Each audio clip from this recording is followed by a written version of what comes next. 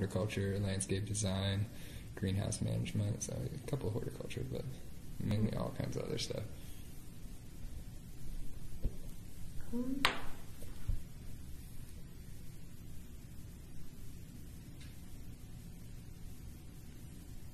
Asparagus is coming up right now, and it's super delicious. That's another thing we do. And we also have bees, so we do honey production, and then I also do the mushroom production. So we also have those, as well as our fruits and vegetables.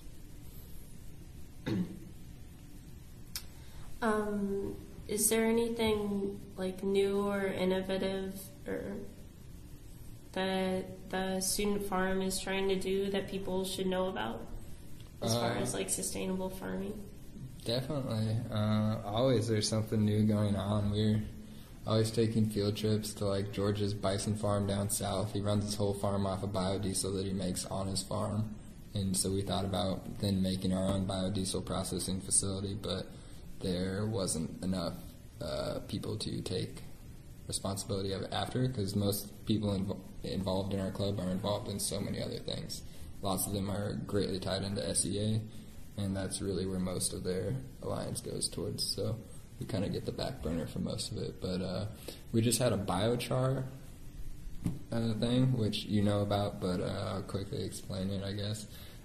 David Yarrow came out, and we made charcoal out of any living material, and then charcoal has very, very large amount of pores and micropore space, which gives when it's put into a soil, it gives the microbes a place to hide from the macrobes so that they don't get eaten. So it's like a little safe haven, and when you have better microbial population, then you have better soil health, you have better plant health.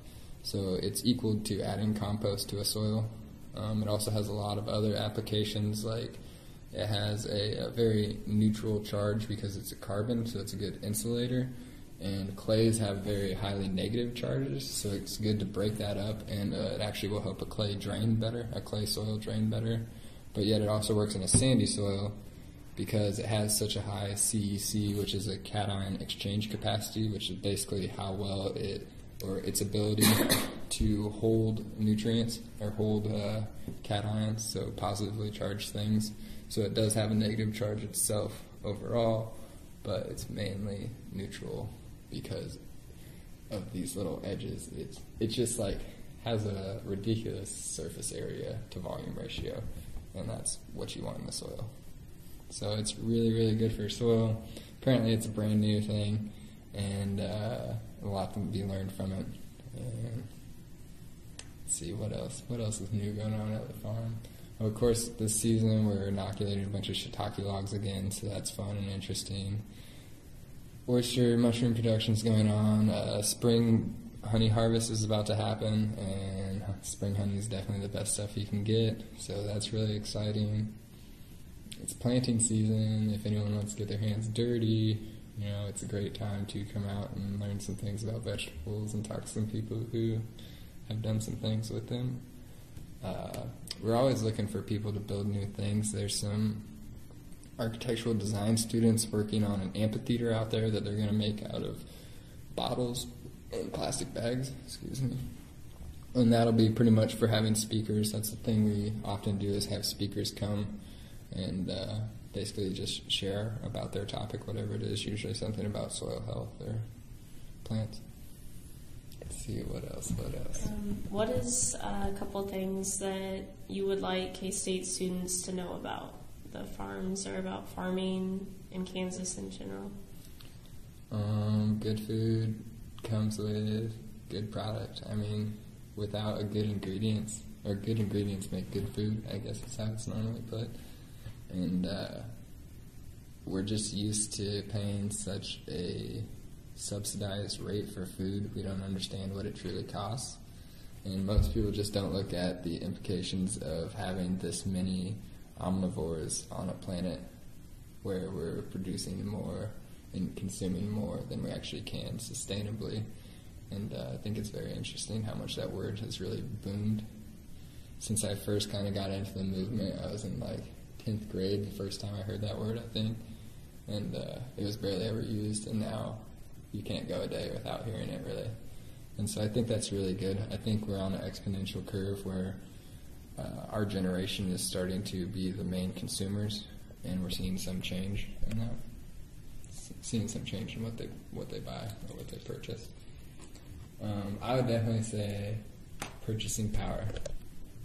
If you are worried about jobs and economy and things like that, if you purchase on a local level, your dollar will go back to your community. That will build your community in your area. So if you focus on your stuff, everyone else focuses on their stuff, eventually we can rebuild no problem if people start paying attention to what they're buying.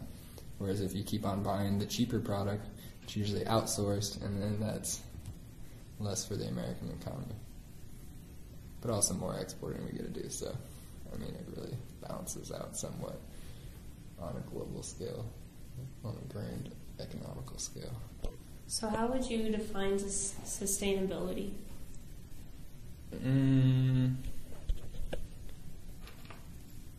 My personal definition of sustainability for me would be,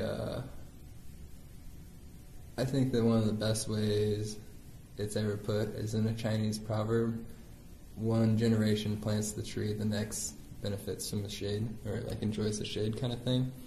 So being sustainable is just ensuring a better future for those to come, I think, for me. But being sustainable as a whole means, closed-loop systems, you aren't using things indefinitely that you can't keep reproducing, like a stock resource. Using up an entire stock resource or continuing to use as we do is not bright at all. I think we should shift to different types of alternative energies and food growing methods and a more diverse system. But let's see, that's a tough one. Should be a word I should be able to define. No problem.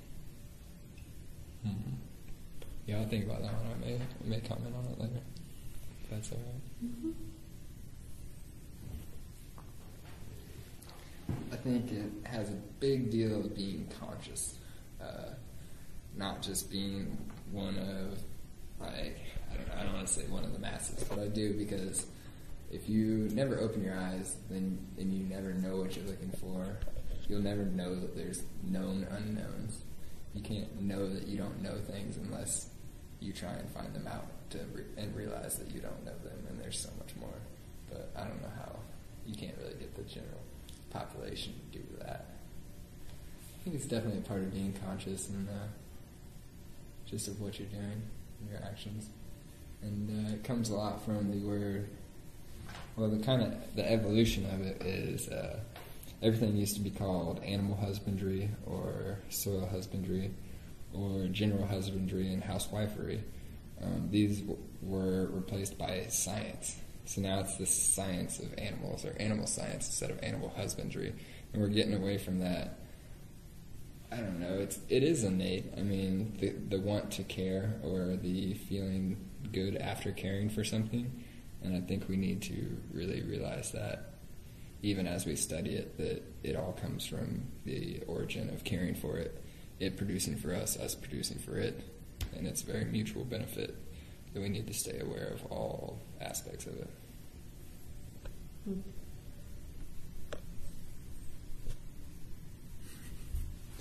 Man, I'm so bad with words. No, that was really good. I was like jotting down times that I was like, yeah. Right.